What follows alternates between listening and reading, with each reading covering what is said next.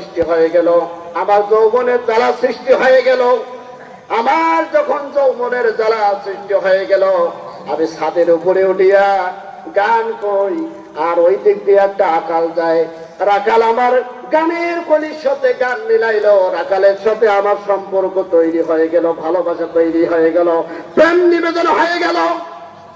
অলি দিবিনে মুগিরা বলে তার ফরমা, ওই রাখালের সাথে অপকর্ম হওয়ার পরে রাখাল যখন আমাকে ধর্ষণ করলো, তখন যে ওই সময়ের ভিতরে তুমি পৃথিবীতে এসেছিলে, তার মানে মোহাম্মদ যা বলছে তা সত্য, এটা নিয়ে তুমি বাড়াবাড়ি করো।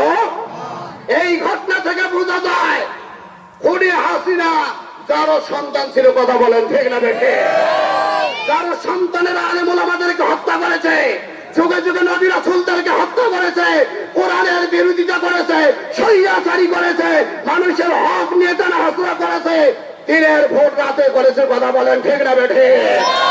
খুনি হাসিনাকে বসানোর জন্য ভারত যদি নতুন করে কৌশল করে, বাংলাদেশের সমস্ত মুসলমানেরা ঐক্যবদ্ধ হয়ে খুনি হাসিনার পিঠের চাম তুলিয়ে নেবে, কথা বলেন ঠিক না বেঠে।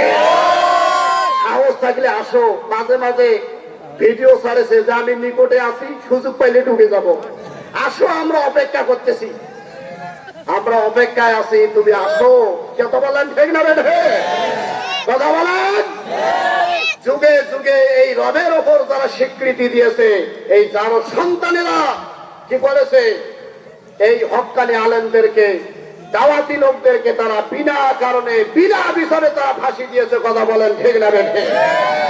আবার